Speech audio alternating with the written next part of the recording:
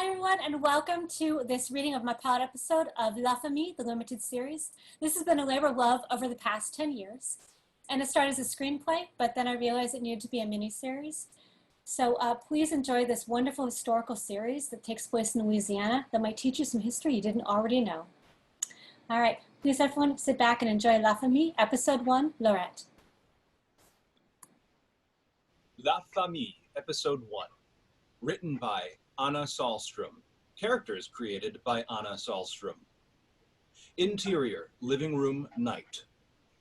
Super, Lafayette, Louisiana, 2000. A lively birthday party. There are streamers and decorations everywhere. There are many family members throughout the house talking, laughing, eating, drinking, etc. Samantha, half Choctaw, 18, dyed black hair, walks through the open door from the stairs to the couch. Her sister, Katerina, half Choctaw, 30, tall, thin, stands with her husband Alex, 30, black hair, gorgeous, and their son John, 7, is playing with some of his cousins. Samantha's brother, Kevin Jr., half Choctaw, 22, sits across the living room, headphones on, sketching in a notepad. Samantha's mother, Dawn, 60, the birthday girl, still brunette and beautiful, comes out of the kitchen with some birthday snacks. Mom, please sit down. You know I can't. You're the guest of honor. John throws a ball to his other cousin and almost breaks a lamp. John, baby, be careful. Give me that. She takes the ball away from him. Why is our son playing ball in the house? Samantha grabs John and hugs and kisses him. Aunt Samantha, stop kissing me. I'm going to kidnap you. I love you so much. Don't say that kind of stuff. Whatever. Oh my God, I left the cake in the oven. She runs back to the kitchen. Can you believe she's actually cooking her own birthday cake? Mom owns the kitchen. Go talk to someone. Try to be sociable. Now you're telling me what to do? I'm just not arguing with you anymore. I just want some peace and quiet. Katerina walks away to mingle with the others. She grabs John and Alex, comes with them. Samantha sits for a moment and then goes over to Kevin Jr.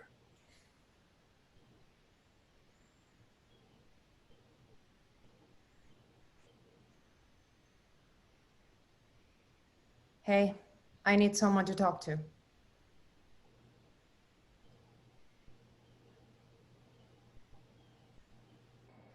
There are plenty of people here. Why are you in my space? I tell you, I need someone to talk to. There are plenty of people here. I don't care. Go away. Oh, God. She walks out the door. Exterior, front porch, night. Samantha comes out of the house and sits on the stairs. Dawn comes out a few minutes later and sits down next to her.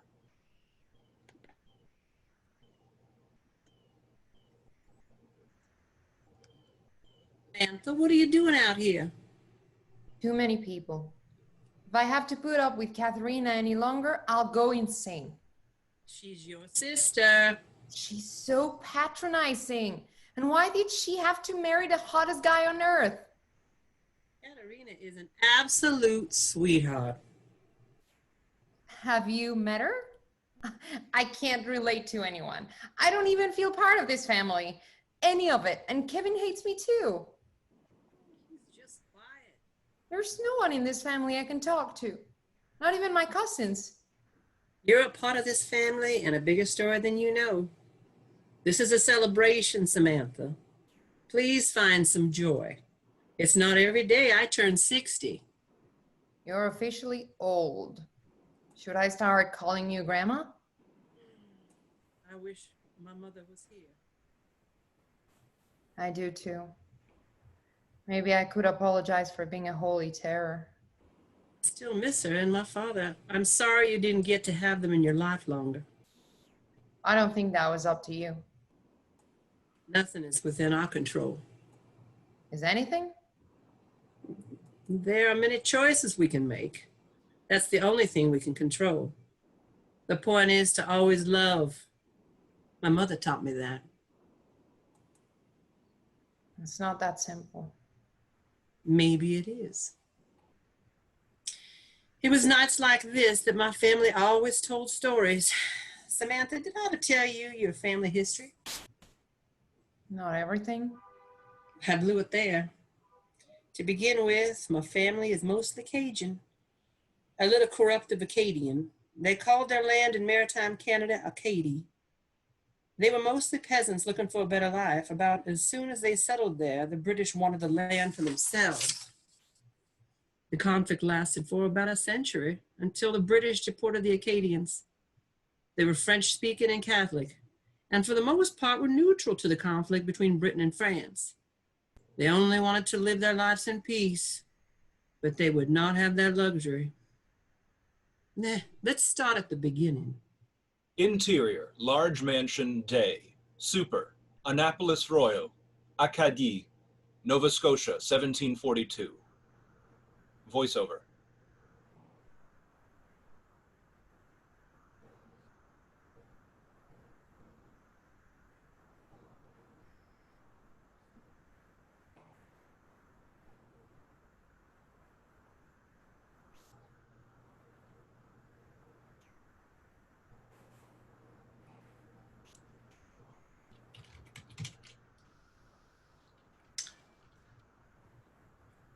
Laurette Devereaux was my paternal sixth great-grandmother, and she lived in Annapolis Royal. She was not Acadian, but a wealthy French Huguenot loyal to the British. The well-appointed mansion has fine furniture and paintings. Laurette, 5, brown hair, runs down the grand staircase pursued by her nanny. Laurette, come back here now. No! Laurette sees her mother, Claudine, 25, on the couch and runs to her. Mama, wake up! What is it, child? Can't you see I'm sleeping? Go play with your nanny. She stomps her foot and runs out the open door. Her nanny runs after her, but it's too late. Exterior, the village Annapolis Royal, day. Laurette runs down the hill into the village. Acadian children play a game of tag. They see Laurette and one of the girls, Jolie, 5, brown hair, runs to her. Hello, come and play with us. She takes Laurette's hand and leads her to the other children. My name's Jacqueline Ami, but everyone calls me Jolie. What's yours? Before Laurette can respond, Jolie notices her beautiful dress and rubs her face in the fabric. Laurette hits her. Get off of me, you filthy rat! What's Jolie going on? starts crying. Her mother, Madame Richard, 23, pretty blonde, runs out from a house. What's going on? She sees Jolie and Laurette. Jolie points her finger at Laurette. She hit me. Jolie goes to her mother. Young lady, did you hurt my daughter? Laurette stares at her. That was very mean of you. You apologize to her this instant. I don't have to do anything. My God, you are trying. I hate you. You do not. You are way too pretty to act this way. What do you know? What's your name? What's yours? Jehan, but I hate my name. So call me Madame Richard. Laurette Delacroix. You're so pretty. I want to kiss you.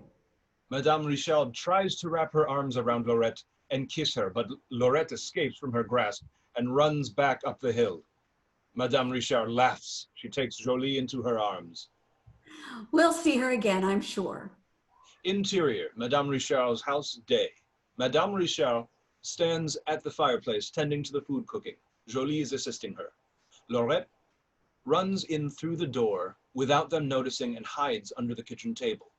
Madame Richard goes to grab some vegetables from the table and suddenly notices Laurette. Laurette, you startled me. You don't have to hide under the table. Hi, Laurette. How did you notice? Not every little girl here wears such a pretty green dress. Jolie gets off the stool and walks over to her. I'm sorry I touched your dress. I'm sorry I hit you. Laurette comes out from under the table. What are you doing? Cooking supper. It doesn't cook itself. Would you like to help me? You can't just stand there. A lady doesn't cook. Has anyone ever taught you to make bread? You can knead this dough right here. I wouldn't want you to get your dress dirty. She hands her an apron and rolls up Laurette's sleeves. Jolie grabs some wood for the fire and then joins them at the table. I just get another one. You get all the dresses you want? Yes, I can have anything I want. Of course you would. I'm familiar with wealth, not that I have any myself. I have to make the clothes and the supper and pretty much everything else. I'm not the best housewife, though. My sister was so much better. But she's gone now. What happened? She died in childbirth. Her name was Genevieve. I also have a brother named Joseph. My brother's name is Jacques. He had a different mother. He doesn't live with me. Why doesn't he live with you? Why doesn't he live with you? Do you ever see him? Not much. He never talks to me anyway. He's 15. Do you have any other brothers or sisters? No, my mother can't have more children. She's been sick since she had me. My mother died giving birth to me. Who takes care of you? Kisses you goodnight. Tells you stories. You ask too many questions. I have a nanny and a tutor. I hate kisses. I love kisses. What little girl doesn't love to be kissed? Have I needed this thing enough? I'm tired. Yes, you have. But if you'd like to keep helping, there's plenty to do.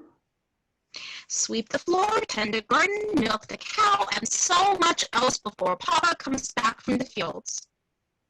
You're kidding. Are you Acadians all poor? Most of us peasants, yes. We sweat to make our bread, and we're Catholic. The British don't like that. I'm French too, but I'm an Huguenot. They didn't like that in France, so my father and his wife came to Nova Scotia. The British can call it what they want, but I'll always be a Katie to us. Would you like to sweep the floor?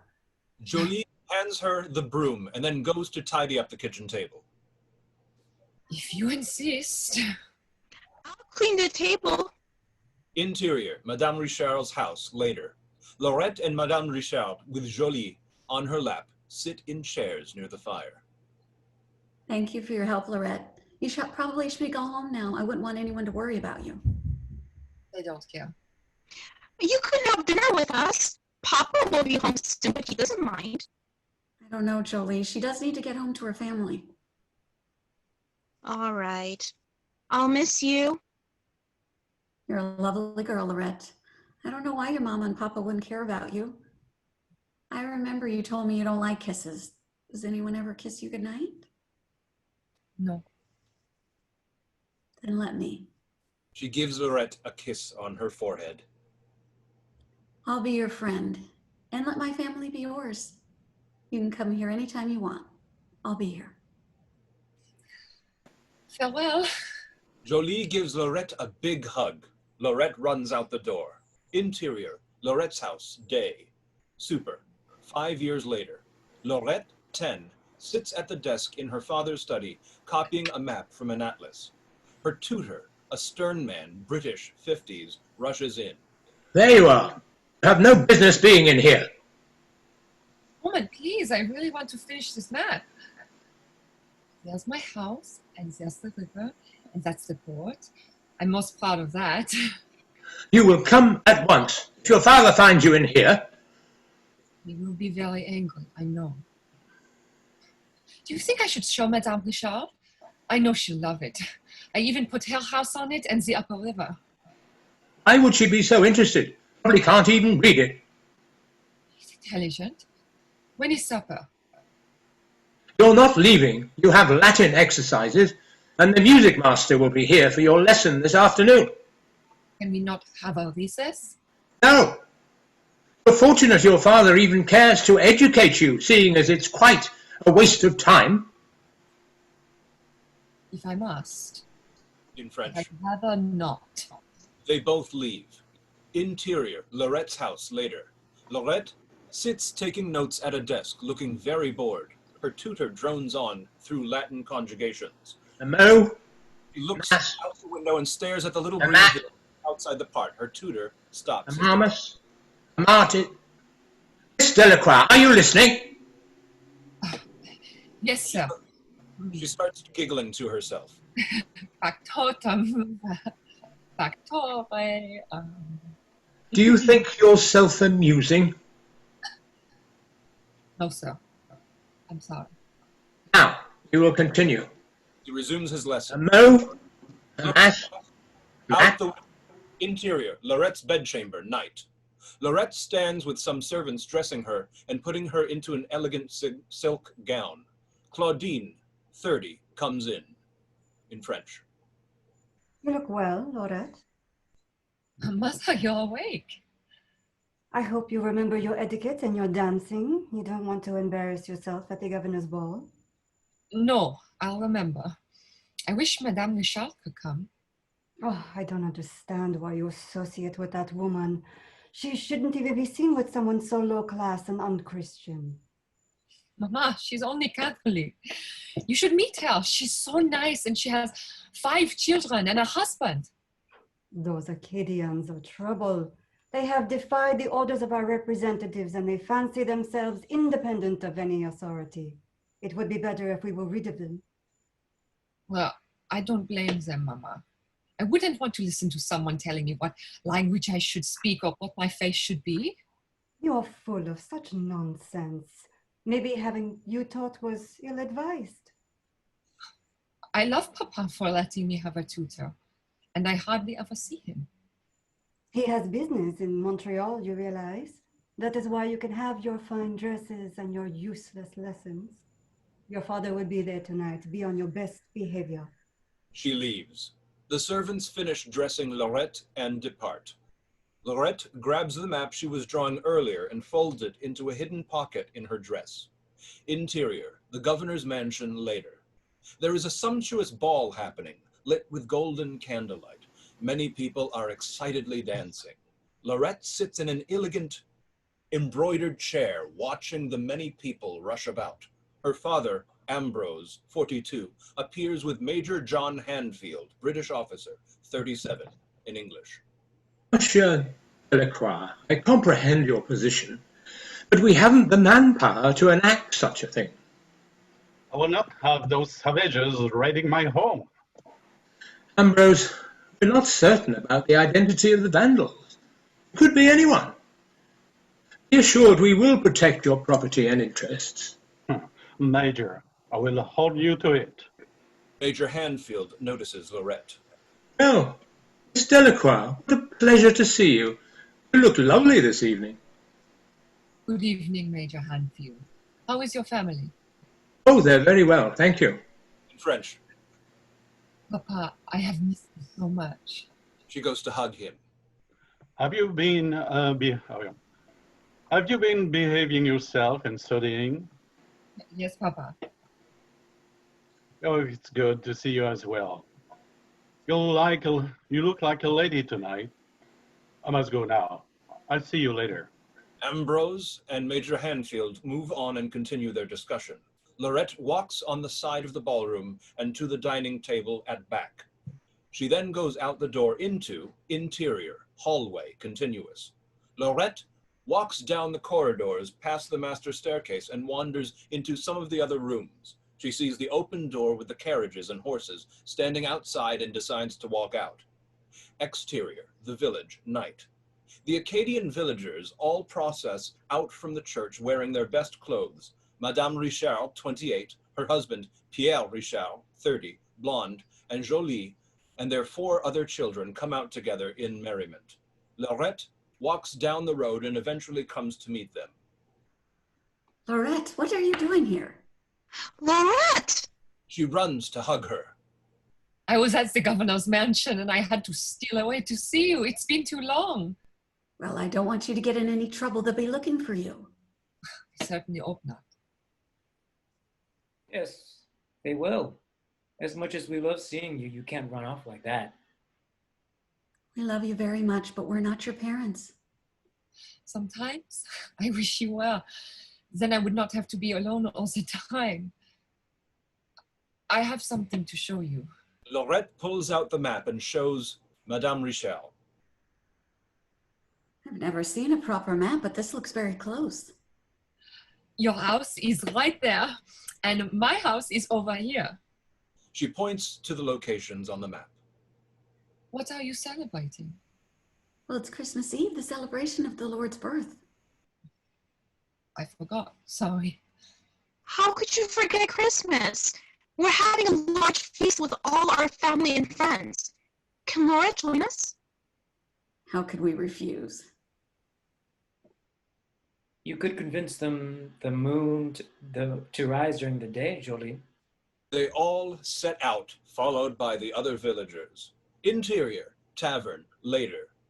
There is a large table set with food. The rest of the room is cleared to make room for dancing. There is rustic music playing. Many people are dancing and talking. Children play, and some little ones are asleep in the corner. Is this all of you?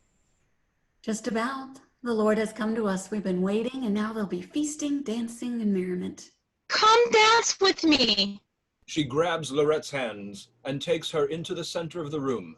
The girls twirl round and laugh.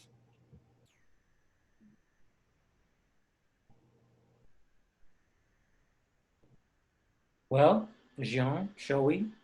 Of course, my love. They join everyone else dancing. The music swells and the dancing picks up speed, with everyone eventually dancing together in an intricate circle and all around the room. Once the dancing winds down, everyone goes to the large table and sits on the benches around it. They happily feast and have lively conversations. What kind of food did they have at the ball? Oh, they had the loveliest cakes and strawberries. Oh. I love strawberries. Well, I wish I could see the inside of such a grand mansion. Just once, I'd love to know what a ball is like. Oh, people talk and dance and eat delicious food like you do, but it is much more elegant. And they wear satin and lace gowns. And oops and stays. And I almost always trip on my skirt when I'm dancing. I certainly hope you're having a good time. Oh, yes. I've had more fun tonight than at some boring ball full of fancy gentlemen and gentlewomen with their powdered wigs and their stuffy manners. Still, it sounds wonderful. You should be returning now. I'm sure they're deeply worried about you. All right, then. Well, farewell, everyone. She hugs Madame Richard and Jolie and runs out the door. Exterior, interior, the governor's mansion, later. Laurette runs up the front steps and into the doorway. She runs through the hallway and into the ballroom. Everyone is dancing as before, and she takes her place in the chair. Her nanny runs over to her. There you are. I've been looking for you for hours. I'm sorry I got lost. No, you didn't. It is time for us to leave. One last dance. Papa, dance with me. Laurette, so I must have lived. Yes, Papa, I've waited forever. He lifts her into the air and to the ballroom floor where he twirls her around. They both look exceedingly happy. Interior, Laurette's bedchamber, evening, super, November 1755. Laurette, 18, sits in a windowsill holding a book. A servant comes in. Laurette looks up. Dinner is ready, miss. Thank you. Interior, Laurette's house, later. Laurette enters the dining room and takes her seat at the grand table covered with plates of food. She is joined by Ambrose, 50, Claudine, 38, and her half-brother Jacques, dark-haired Sirius, 28. It is good to see you, Jacques. How are you?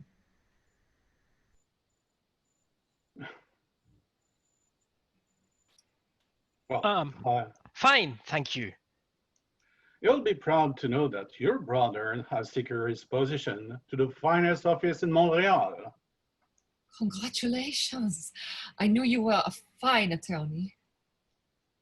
I began as a clerk, of course. The law is a noble profession. What is your opinion on the legal situation here? The British have already begun their campaign to expel the Acadians. That's not relevant to us. You understand nothing of these matters, Laurette. But Beaubassin, Grandpré, Mina, thousands of people. My friend in her village are next. We broke ties with the French and their distaff long ago. Distaff, is that what you call them? You worry yourself about a bunch of papist peasants? Let us eat then, and no more of this talk. I'll speak with you later. We have business to discuss.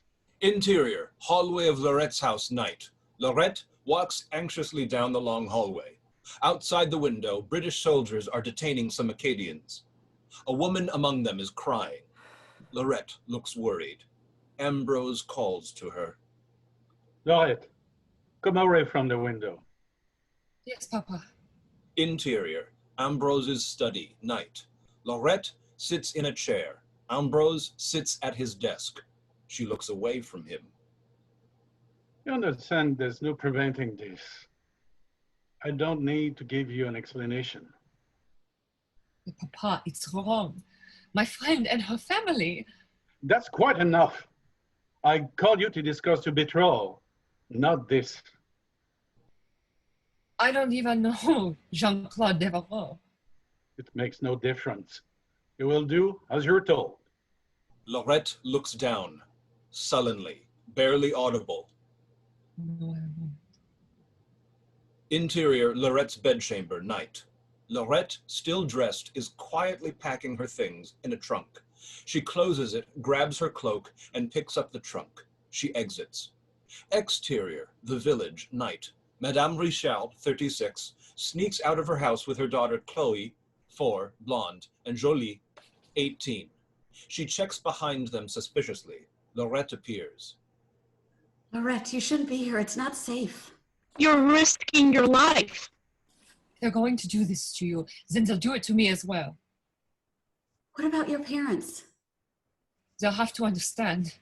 My father wishes to marry me off to some man in Quebec. Oh, for heaven's sake, I'm not worth the trouble. If we don't move, they'll find us, and heaven knows what will happen to Papa and my brothers if we don't get there first. Let's go then. We have to find them in the woods before the British do. You know, Laurette, how they fled and left us to harvest the crops. I hope to God Pierre didn't get them all killed. That was a hasty and foolish plan. The women run as quickly as they can. Suddenly, Major Hanfield, 45, and his companion Robert, 22, appear on horseback. The women stop in horror, in English. Miss Delacroix, what are you doing here? You should be at home. No, Major, I must respectfully ask why you have agreed to do this. It is my duty as much as I wish it were not. Lieutenant Governor Laurent has ordered that the Acadians are to forfeit their land and properties and are to be removed to other environs. Governor Opson would never sign such an order. I knew the Lieutenant Governor would do this. The governor's illness bade him to return to England. Lawrence has the authority of the king, in his absence, to do what he will. He condemns them for not signing some oath of allegiance. My wife is Acadian. I comprehend the gravity of the situation. You would ask them to be Protestant and to never speak French again. You want them to be English. Laurette, please go home. No, sir. I love this woman more than my own mother. Then I cannot stop you, can I? You're quite a remarkable woman. You have no right. Robert, find the Acadian men and ensure that no harm comes to them. Please follow me and I will show you where you will be detained for the night. I beg your forgiveness. Robert rides off and Laurette and the others follow Major Handfield in French. Your Richard and your sons will be all right. The Major is a good friend of my family and a decent man. A shame he had to follow such orders. Exterior, the port of Annapolis Royal, day. Laurette, Chloe, Jolie, Madame Richard, Pierre Richard, 38, and their 4 sons, and a great many others stand with their few belongings. Laurette and Madame Richard hold hands, and Madame Richard hangs onto Chloe. There are several hushed whispers among the crowd. Whispering to Chloe. Hang on to me. I won't leave you. Hushed tone. Jean, I'm so sorry. Thank God you're alive. Don't do that to me again. Major Handfield and his men come forth and address the group before them. The whispers stop.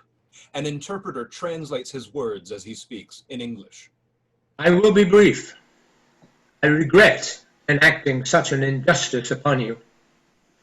You understand that considering your refusal to accept the terms of the oath set forth to you and created here in Point Royal, that by order of Lieutenant Governor Charles Lawrence, you are forfeit your lands and property and will henceforth be removed from this place. God be with you all. The soldiers lead the crowd forward to the boats. Laurette, Madame Richard, Chloe, Jolie, and their family walk together. Interior, ship, lower deck, day. Laurette and Madame Richard sit facing each other. Chloe next to Madame Richard and Jolie, and the rest of the family near. The other people are crowded about. The soldiers close the hatch up top. Laurette looks frightened. Madame Richard takes her hand in French. I have you. You don't have to do this. You have your life ahead of you. What a friend you are for enduring this with me. You're a fine woman. Where do you think they'll take us? The colonies, I suspect. In English. God be with us indeed. In French. Laurette, can you help us? I'll do what I can. Be brave, all right? I hope they're satisfied. At least they didn't shoot our men for fleeing. There won't be any Acadians left if the British have their way. I wish I could have prevented all this. Don't blame yourself. You certainly didn't have anything to do with this. It seems the British have been planning to be rid of us for years. There were all those oaths they made our men sign, but the only thing they would promise them was our neutrality. It wasn't enough, as you know. Interior, Laurette's bedchamber, later. The servant enters the room and begins tidying up.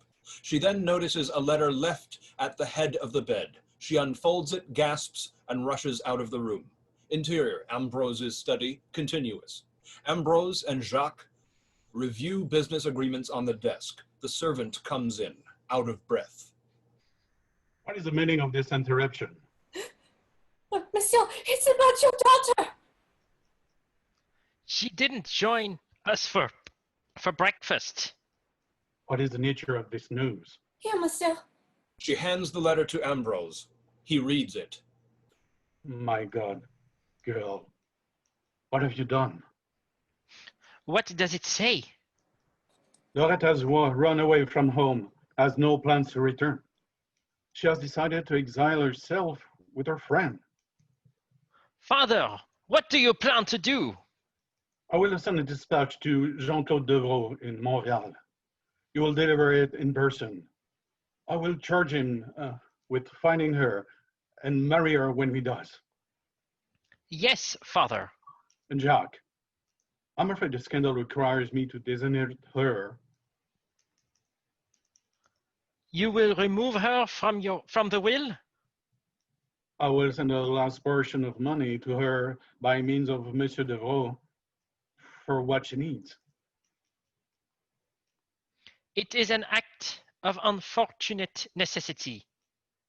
I will never remove her from my heart. My smart girl. I was too harsh with her. Interior, ship, lower deck, later. A great storm can be heard with thunder and flashes of lightning. Laurette, Madame Richard, Jolie, and Chloe cling to each other. Jolie is clearly unwell, and rests on her mother's shoulder. Pierre Richard and the other boys and men sit on the other side of the ship. Laurette looks up toward the deck. Did you know this was a slave ship? I'd believe such a thing. Jolie, how are you feeling? I must have eaten something rotten. Those sheep biscuits, not even fit to feed cattle. Must have been those maggots. I wish we had some whiskey. It might make her feel better. I doubt that's the cure. Calling across the ship. Monsieur Richard, are you all right? As well as can be expected. You can hardly stand up down here. I think my legs are going to fall off. And it's so damp. Bad enough to catch a cold. Or maybe worse. Oh, Pierre, I want to embrace you so much. Jolie throws up. Madame Richard takes her apron and tries to wipe her mouth. Oh my God, Jolie, you must be well. I don't know what to do. I'm sorry. I'm not pragmatic. He needs to lie down. Come on, Jolie. Rest on your mama. She has her lie down in her lap. Other people are noticeably unwell or have passed out. How long do you think it's been? I'm no expert, but I believe it's been several days, if not 2 weeks. We're trapped here. Don't give up hope. It can't last long. We will make it. How many people might die, and do they even care? They are men of God. They must show mercy, or else they're not worthy to be called men. We might be sitting in our own graves, but I'll be damned if I accept it. Exterior, Port of Boston, day, super, Boston, Mass. Laurette, Madame Richard, Chloe, Pierre and their sons, and Jolie, who staggers, and several others exit the ship. Some people are lying dead and dying next to the ship. Laurette carries her now very wet trunk. Jolie passes out. Madame Richard and Laurette go to her. Jolie, wake up. You'll be all right. I feel so weak. Just get up and keep walking. I'll carry you if I have to. You're not done yet, Jolie. Jacqueline and me, we survive. Jolie gets up and Madame Richard helps her along. Laurette takes Chloe's hand. Pierre and their sons follow her. Interior, a boarding house, later. Laurette, Madame Richard and her family walk into the door.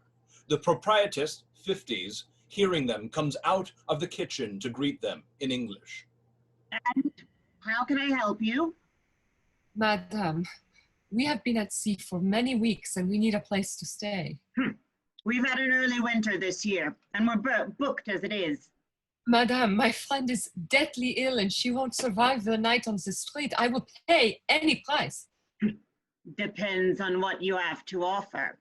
Laurette takes out her handbag from her pocket and takes out some money. Will this do? Well, it should suffice. Your friends don't talk? They only speak French. We came from Nova Scotia. You'll all have to use one name. One room. What is your name? Laurette Delacroix, daughter of Ambrose Delacroix. I got word from a tavern that there's a man looking for you. You'll find him there at present. Laurette shudders a bit. Thank you. In French. Madame Richard, I need to go to the tavern now. Jean-Claude Devereaux has found me. Be careful. Madame Richard and her family follow the proprietress upstairs. Laurette goes out the door, leaving her trunk. Voiceover in English.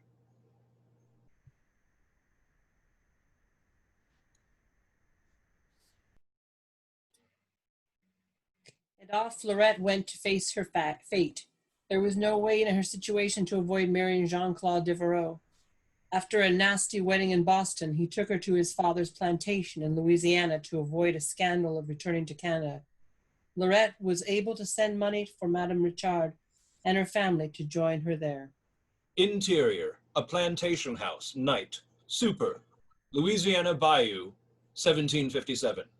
Jean-Claude Devereaux, 24, tall, black hair, sits at his desk sifting through letters. Laurette, 20, walks through the door, carrying their newborn daughter Pauline in French. You've been in here quite a while. As long as I should. Pauline wanted to see her papa. I told you not to bother me. I didn't mean any harm. I thought you might want to hold your daughter. When do I get a son? When I give birth to one. Make it soon. I'm going to visit Madame Richard. She's been waiting to meet Pauline. That peasant again? I was willing to risk my life in joining her and her family. My father's disowned me over it. Then you best behave. He stands up over her. Laurette is frozen with fear. Yes. Here we go, my sweet girl. She walks out with Pauline. On her way out, Berenice, 12, an enslaved maid, comes in carrying a tray of liquor. She puts it down on a side table.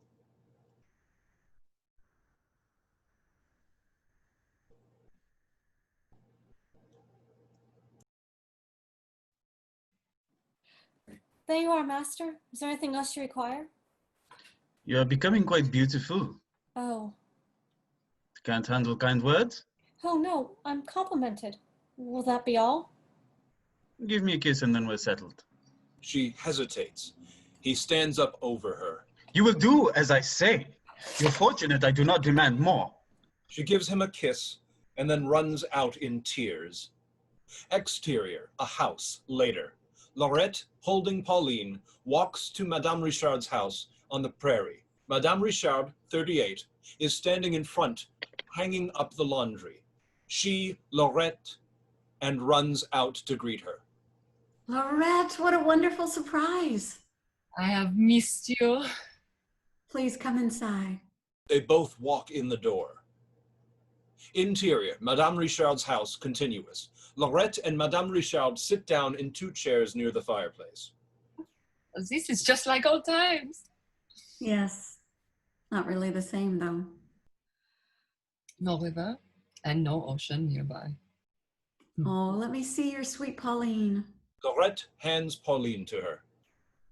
She's so beautiful and plump. I'm very proud of her.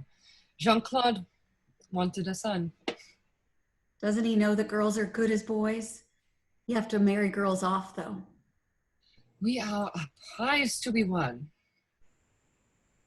How is he towards you? You could tell me. He never looks at me with any kindness. Worse yet, he loves the company of other women. Oh, Lord. He was with another woman on our wedding night. Does he ever hurt you? Not yet, but he loves his drink. He stood over me this morning and tried to scare me out of my wits. He has no right. Has Pierre ever lost his temper with you? We argue sometimes, but no, he's never spoken to me in anger, and he would never hurt me. How is he faring with the cattle raising? Well, he wasn't exactly the most talented farmer, and now he has to learn new things. Only yesterday, he nearly fell on a bog while chasing after some cattle. I wish you would join us at the plantation. Jean-Claude will be in New Orleans for the week, and he doesn't have to know. I don't belong in such a fancy place. But Pauline will miss you. You'll have to come visit then. You've always been like a mother to me, and now you'll be like a grandmother to her. Sometimes I really think I am your mother. If only God had wished it so. She comes over to embrace Madame Richard and takes Pauline from her arms and goes out the door. God be with you. I will see you soon. Interior hallway, day, super, 1765, Christmas Eve. Pauline, 8, auburn hair, runs down the stairs in excitement. Laurette, 28, follows her. Not so fast, my love. There's plenty of time to open presents. Oh, Mama. I know you can't wait. At least wait for your brother and sister. You don't want them to open your presents. I won't then. What will you give Papa? A new pony. What do you think of that? I haven't seen Papa this morning. He's probably working on some important business. Let's have our breakfast first. Jean-Claude, 32, comes out of his bedchamber, obviously drunk, and down the stairs. Berenice, 20, follows shortly after, looking embarrassed and distraught. She smooths out her hair and apron and hurries down the hallway upstairs. Pauline shudders and is completely shocked. Jean-Claude, I was very worried. I thought you were sick. What do I care? What were you doing with Bernice? That is none of your concern. Yes, it is my concern how you treat our slaves. You're not allowed to have your way with them. Papa, it's Christmas Eve. You couldn't have picked a worse day to behave like this. You will keep to your own business or I will make you regret it. No, you won't. You will not threaten me in front of our children. I warned you. He hits her and knocks her down. Pauline runs into the next room. Laurette stays on the floor. Jean-Claude staggers up the stairs. Interior, Madame Richard's house, day. Laurette stands at the doorway with Pauline, carrying a basket with presents and sweets. Madame Richard, 46, opens the door. Laurette, I've missed you. Happy Christmas. How have you been? And Pauline, you're getting taller. She embraces her and Pauline. Hello, Madame. Come in then. I've been getting everything ready. We have duck, venison, tarte-a-terre. They all go in together. I'm afraid we won't be able to stay long. I have some gifts for you.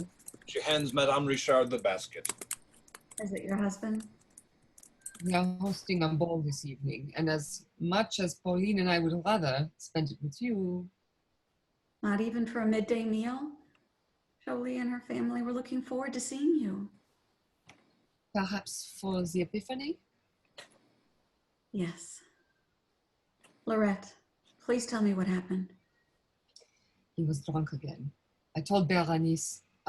He had Berenice in his chamber. I told him not to touch her. I told him not to threaten me. And then he hit Mama. I'm afraid for you. Why don't you leave him? That's unthinkable. I have no means to care for myself or my children without him. You should have come to me. I couldn't. Don't you understand? He's drunk all the time and he hits you. How long will it be until he hurts your children? You wouldn't understand. You're a stronger woman than I. I can't make it on my own. He doesn't even love you. It doesn't matter. You were once brave, Laurette. When did you become so fearful? You can't rescue me. Laurette goes for the door. Madame Richard tries to take her hand to stop her. Don't leave me. I love you. I can't. She exits and Pauline follows. Madame Richard puts her head in her hands. How could I lose you? Interior, plantation, night. Laurette and Pauline sit in the grand ballroom, surrounded by many elegantly dressed guests. There are decorations everywhere. They are playing with and talking to her two other children, Bertrand and Sophie, 6 and 4. Sophie is holding her new doll. Sophie, do you like your doll? Yes, I love her. We got her in New Orleans. What did you get me? Laurette hands him his present, a new spinning top. Make sure not to lose it. Thank you, Mama. I suppose you should all be going to bed now. Even me? Yes, you're not a woman yet. I am 8. Laurette hugs and kisses each of her children. Good night, my loves. Have a magical Christmas dream. Good night, Mama. An enslaved woman takes the children by the hand and out to go upstairs to bed. Laurette goes over to the other guests and begins speaking to them. Interior, grand ballroom later.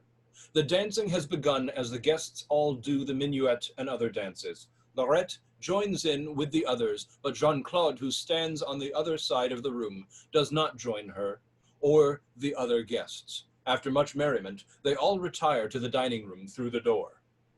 Laurette goes over to Jean-Claude. Will you join us, husband? Yes, presently. You certainly weren't in the spirit to dance. You tire me. Not my intention, I assure you. Don't even attempt to amuse me. I won't apologize. You know I could divorce you at a moment's notice, but I promised your father, you are nothing to me and always will be. I've given you 3 beautiful, kind children. And only one son. He leaves as the comment stings her deeply.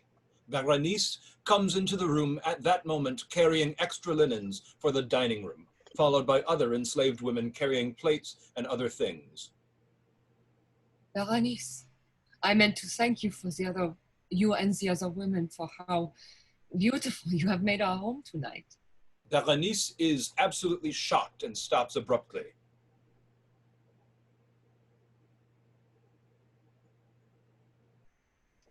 I beg your pardon, madam.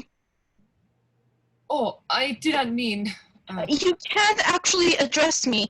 The mistress of the house can't speak to a slave. So it is said. I'm from Nova Scotia, and we never had slaves, just servants. Berenice stares at her puzzled. Is it so odd? I should think so. So, were you born here? Do you have a family? I have no one. Yes, I was born here. Have you ever had anyone? My mother died giving birth to me. I don't know anything else. I was disinherited. But you were born free. You have no idea what it's like. You've been owned since the day you were born. And I will die this way. Will that be all, madam? You may call me Laurette. That I can't do. She turns to go into the dining room. Do you love my husband? Berenice turns back around. Madam, I have no decision about whom I love. I am subject to the master's desires. I will censure him yet. I promise. That would be impossible. Berenice goes into the dining room. Laurette looks out the window. Interior, dining room, night. Super, 1775. Laurette, 38, is sitting at the grand table next to Jean-Claude, 42, who sits at the head. Pauline, 18, sits next to her fiancé, Adrien, 23, on the other side of the table. The enslaved women put out the food and beverage for the family members. Adrien, I'm so glad that you have found our beautiful Pauline. I'm truly the lucky one to have found him. A finer mother-in-law I've never met. What about your business? I'm not worried. Our men can take care of themselves at the dock in New Orleans. I set my brother in charge. Well, we can all take a break from serious matters right now. There's no time for frivolity. Winter will be here soon enough, and there's profit to consider. You needn't worry about Adrien or his income. You have enough from our sugarcane and cotton. He grabs her hand and gets in her face. Pauline gasps. You remember what happened the last time you mocked me? Wrath is always with me. Berenice, 30, brings out the beef roast to the table. Jean-Claude grabs her hand as she goes back and forces her into his lap. Please, monsieur, I have to get the rest of the dinner. Jean-Claude, don't. He puts his hand over her mouth. Adrien is horrified. Pauline gasps. You will shut your mouth. I will have you anytime I want. Laurette stands up. Let her go right now. Papa, stop it! You will not tell me what to do with my property. What? She is a woman. Don't worry, Berenice. I will rescue you. Berenice struggles to get free while Jean-Claude tries to push her down and choke her. Laurette pushes his hand off of her and manages to help Berenice get to free. Berenice runs back to the kitchen. Jean-Claude lunges at Laurette and she jumps out of the way, making him trip and fall to the floor. Sleep it off and come back when you're civil. Jean-Claude tries to go for her, but she stoically sits back down in her chair. He leaves. Papa, why? Does that happen often? My deepest apologies. I'm ashamed of him, but I hope that this does not dissuade you from marrying our Pauline. Not at all. You can be assured of my continued affection. Interior dining room later. Laurette, Pauline, and Adrien have finished dinner and are enjoying their dessert. Mama, I think we should have the wedding in the garden. I thought you might prefer the church. I don't mind either way. If we have a priest, it doesn't matter what the location. Please, if I met only Shaw and her family, I'd miss them so much. I can't face her. Can't wait forever, Mama. I know. It's getting late. We should retire for the evening. Thank you for a wonderful evening, Madame Devereaux. He gets up and kisses Pauline farewell. Good night, Mama. Good night, my sweet Pauline. She hugs Laurette and leaves. Berenice returns to take away the dishes with the other enslaved women. Laurette gets up out of her seat. Berenice, you all right? As well as I should be, madam. I am very sorry for what happened at dinner. You didn't deserve that. He's been in a worse state than he's ever been. Yes. I've failed to keep my promise. I will make sure he ceases his behavior. I will see what power I have. What are your promises even worth? I fail to see why you care. Someone once tried to teach me to be a better woman, and look what I've become. I wasn't worthy to know her. There is silence between them. I have a daughter. By whom? You should know by now. My God, I'm sorry. One of the women killed herself rather than have that man's child. God be with her. I didn't know. How would you? What happens to us is no consequence to you. We all face God in the end. If only there was a world in which we could be friends and not separated by society. A mistress can never be friends with a slave. It can't work like that way. It can't work that way. Not in this world. Laurette is lost for words. Berenice clears the dishes and goes to leave. Good night, madam. And thank you. Good night, Berenice. Berenice exits. Laurette goes out the other door. Exterior, plantation veranda night. Super. A year later. Laurette comes out onto the second floor veranda looking exhausted. Cries of labor pain can be heard from inside. She puts her head down on the balcony for a moment and then lifts her head up and goes back in. The labor cries then die down and a baby's cry is heard. Interior bedchamber. The plantation, night. Pauline lies on the bed barely awake.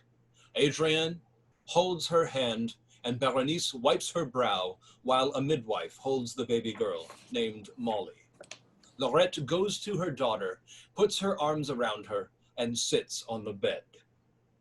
Don't leave me, my angel. I love you so much. Mama, it's so cold. Hold on to me, Pauline. Pauline dies. Laurette holds her even tighter. Adrienne goes from the room distraught. No, Pauline, you can't leave me.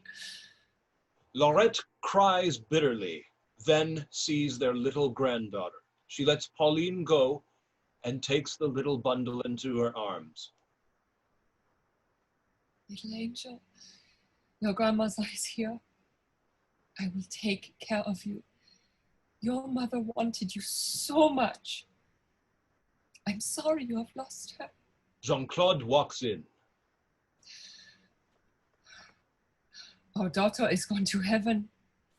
This is Molly, your granddaughter. Should have been a son. He walks out.